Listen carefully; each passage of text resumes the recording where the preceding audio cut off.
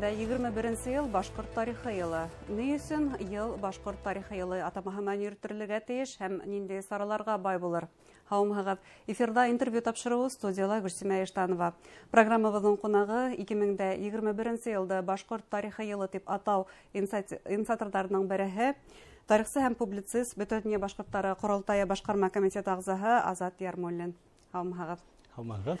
Шайтып Азат Шакирьянович, 2021 елда башкорт тарихы елы дип билдерәнегез, максат ниндәй? Максат дигәндәй без менә былтыр Корылтай былтыргы елда башкорт теле ел дип игълан ителгән. Шуның өчен дә бит максатлы рәвештә.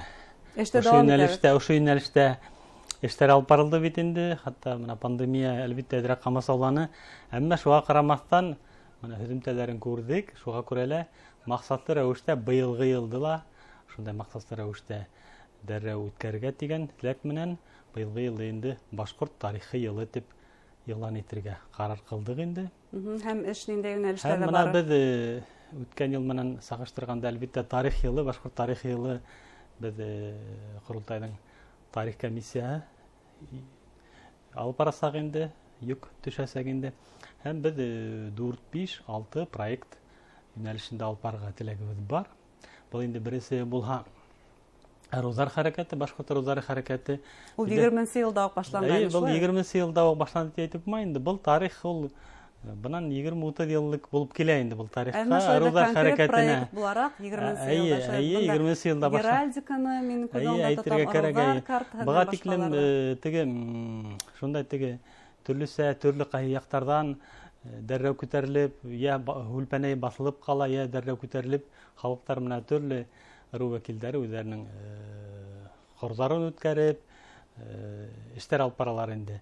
Без инде менә соңгы елларда инде бу эштә теге шундай максатлы юнәлешкә алырга теләгебез бар, һәм бу яһәттән гыйльми яһәттән зур гына эшләр башкарылып килә. Менә безнең комиссияның рәис урынбасары, минем урынбасар билдәле галим этнограф Юлдаш Мөхәммәтулы Юсупов итәкчелегендә бу эш алып барыла. Былтыр менә беренче тәүгә башкорт розларының картаһы булдырылды бит инде. Бик кызык, халыкка кызык. Һәм менә шулай ук гербтар булдырылды бит инде. Халыкта нимәгә бу темага игътибар арта, чөнки бүген үзенең тамырларын кызыксына, шәҗәрәһен яһата башлаһа, шул яһәттән инде ошо розар темаһына вакытлык була башлай. Ысынлапта бuna шәҗәрәһен өйрәнә дигәндә без әлбәттә 2021 елның быел апрель айында үтәсәк бөтен Россия халык исәбен алу кампаниясына барып төртеләбез. Бу яһәттән баш архив сайты зур гына эш алып бара, ул бик популяр халыкта. Әмма мин 1897 елгы яңлышмаһам, тәүге Россиядәге ЮНИСЕФ кампанияһын дөйем беренче шулай бит шуга юнәлткем килә. Бuna унда нинди мәгълүматлар булган, мен бүген нинди хәгымта яһалабыз? Бұл исламда 1897 елда Россиядән дөйем беренче ЮНИСЕФ була, халык исәбен алу. Оның үзенчәлекләренең бере шунда инде. Ул халык исәбен алу анкетаһында милләт дигән һорау булмай, һеҙҙең милләтегеҙ ниндәй дигән, һеҙҙең туган телегеҙ ниндәй дигән. Бығаса бында һорау булмаган. Унда гомумән революцияга тиклемге халык исәбен алуда бында ягъни я сословие, я теге социаль сыгыш турында хорозар бирелгән була. Һәм монда иң кызыгы шунда бул халык исәбен алудың. Исламда менә без Бөтенья көнбайыш башкортлары дип һөйләйбез бит инде, уларның телдәре үзенчәлекле дип һөйләйбез. Әмма менә ошо Өфө губернаһының Бәләбәй, Бөрө, Миңзәлә өйәгендәге күпселек халыктар, яртыһынан күбе, мәсәлән 52-53% халык инде ошо өйәләрдә яшәгән. Безнең туган телебез башкорт теле, ягъни башкортлар. Башкорт ул сословие дигән фикердә билдерәләр кайһы бер галимдар, ә бында сословиянең аерым шуны әйтергә кирәк, чөнки революцияга тиклемге халык исәбен алу, менә мәсәлән ревизияга килгәндә инде исламда шул мәсьәләне күтәрәләр. Ягъни инде ул унда милләт күрһәтелмәгән, унда инде сословие катламдар күрсәтелгән дип. Ә менә бул Асык күрһәтеп тора. Асык күрһәтеп тора, унда сословиенан тыш, унда шулай ук социаль хәлдилек теркәргә мөмкин булган. Әмма монда иң мөһиме күрһәткес ул индикатор булып тора инде туган тел турында. Һорау булган һәм менә был инде бәхәскә урын калдырмай. Сынапта сословияларның милли теле юк, шулай. Әйе. Азат Шакирьянович, шулай ук төп юнәлештәрдән береһе шәхестәр шулай ук дәвам итә. Ул 20-нче елда ла байтак кына эшләр аткарылды. Шайморатов Борисовтары айрым проект булды. Был йәһәттән ниндәй эшләр тамамлаштырыла? Менә әле әйтеп үттегез. Шайморатов Борисовтары проекты ул бер ел менән генә тамамланып торган проект түгел. Уны без 19-нчы елда игълан иткәйнек, әйткәндәй халык проекты дип һәм Аллага шөкер, менә халык ярдәме менән дә бөтен халыкка, республика халкына зур рәхмәт, әүдем катнаштылар. Без ниһаять ошо безнең легендар дивизияның исемлеген төзүнек һәм электрон вариантын сыгардык инде халыкка. Менә февраль айында инде Алла буйрса без уның китап форматындагы, белешмә форматында сыгарга теләйбез. Әмма буның менә эш тамамланмаган, чөнки Алла буйрса инде ошо мәгълүматларны без районнарга таратып, районда артабанда мәктәптәрдә тарих укытучылары, туган як өйрәнүчеләр ошо исемлекте артабанда камиллаштырып, тулландырыр һәм ошондагы үзебезнең шәхестәр, геройдар безнең, яугирләр исемдәре районда мәңгеләштерелер дип өмет итәбез инде. Тагы ниндәй шәхестәргә игътибар артып? Менә тагы бер ошо йәһәттән тагы бер проект тәкъдим итәбез. Шулай ук тарихка кызыксыну арттыру йәһәтенән дә һәм үзенә күрә бул мәсьәләгә сынапта кызыксыну бар. Мин Төнья Камурлары нәселеннән дигән проект тәкъдим итәбез. Чөнки менә бынан 9 еллык 2012 елда Ватан һугышының 112 елы Ватан һугышының 200 еллыгы билдәләп үтелгәйне. Менә бул темага әллә кызыксыну бара, чөнки тарихи реконструкция үсеш алган безнең республикала. Ул айрым бер хәрәкәткә әйләнеп китә. Хәрәкәткә менә мәргән укысы, хәзер хәрәкәте, милли кием, атрибутикага нык игътибар арта. Менә без инде ошо Ватан һугышында катнашкан башкорт яугирләренең исемлеге тарихчылар тарафынан язылган, ул басылган һәм ошо исемлеккә таянып инде ошо яугирләрнең нәселләрен дә асыкларга теләгебез бар инде. Шуңа күрә халык проекты булмакчы, шуңа райондар, шулай ук тарих укытучылары, урындагы краеведтар, туган як төрәселәр ярдәм менән ошо шәхестәрнең әгәр без инде бүгенге нәселләрен асыклай алсак, минемчә зур гына бер эш булыр дип уйлыйбыз инде.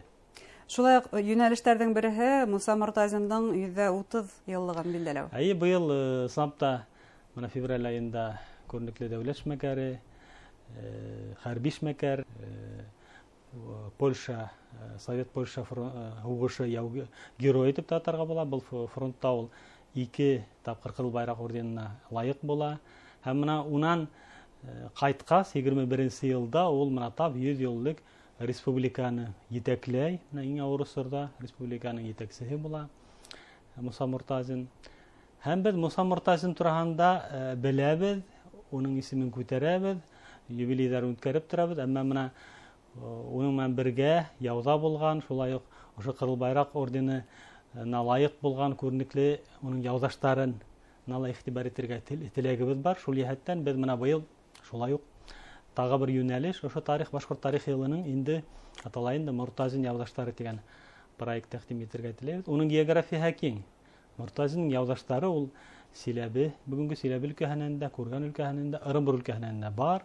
Улар менә шул фронттан кайткас, ошо Польша фронтынан, ошо безнең республикала төрле яwaplы вазифаларда эш башкаргандар. Мәсәлән, билдәле булуынча Сермән авылынан, Белорет районы Сермән авылынан Киния Байыш Мөхәммәтов, ул эскадрон командиры булып хезмәт итә. Фронттан кайткас инде Тамян Катай кантонында эшләй. Адак инде 30-нчы елларда хәтта республиканың һаулык хаклау халык комиссары булып дәүләт эшмәкәренә күтәрелеп китә инде. Я булмаса Күгәрсен районы Бустыбай авылынан шулай ук эскадрон командиры булып хезмәт иткән Кызыл байрак орденына лайык булган шәхес, ул Гаделша Янсурин, ул инде республика прокурорының ярдамчысы, адак инде республиканың баш суды рәисе, ягъни бүгенге югары Башкортстан Республиканың югары суды рәисе вазифаһында була инде. Шуңа күрә менә шундай шәхестәр күп. Без улар турында бик аз беләбез. Аз беләбез. Димәк, уларның исемен халыкка кайтару төп максаттарның бере булып. Шуңа күрә без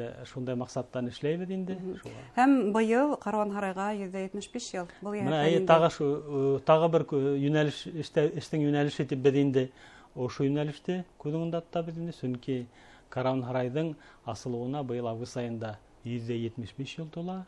Менә без ошо Карван һарай ул безгә ниндәйдер теге региональ төбәк темаһы гына булмаһын дип инде. Чөнки бул һаул Өфөлә һәм Орынбурда ниндәйдер мероприятиялар үтәлә, саралар үтәлә билдәләп һәм башка ни өчендер без республика кимәлендә билдәһәр кала. Шуңа күрә без инде Карван һарайның әһәмиятен зуррак күрсәтергә теләйбез инде. Шулай республика мәктәпләрендә, учрежденияларында ла, бигрәк тә инде мәктәпләрдә ошо Карван һарай тарихы буенча тематик дәресләр үтеп, гомумән ошо Карван һарай бинаһының Башкортстан тарихындагы әһәмияте, символлары буларак лайыклы урын алган дигән теләктәбез инде. Һәм быел Нияз Мәҗитовның тауына 90 ел. Бул яһәттән инде эшләр аткаралар һәм уның бына һуңгы тибәтек фән ясашларының бере Өфөнең 1000 елдан ашу тарихы барлыгы турасындагы фән ясашы. Уга караш үзгәрелеме? Гомумән нимә көтелә? Дөрес әйтәсегез, күренекле археолог, тарихчы Нияз Абдулхак Мәҗитов ул ислап та зур эшләр башкарды. Ул җәмәгать эшмәкәре буларак та ул Дөнья башкортлары курултайының тәүге рәисе. Безнең әлбәттә ниятебез менә уның 24нче елда бит инде Өфө каласының юбилее үтә. Бу инде Рәсәй кимәлендә Рәсәй президентының указла сыкты бит инде. Ошо хәттән Дөнья башкортлары курултайы Башкортстан хөкүмәтенә мөрәҗәгать без кабул иттек.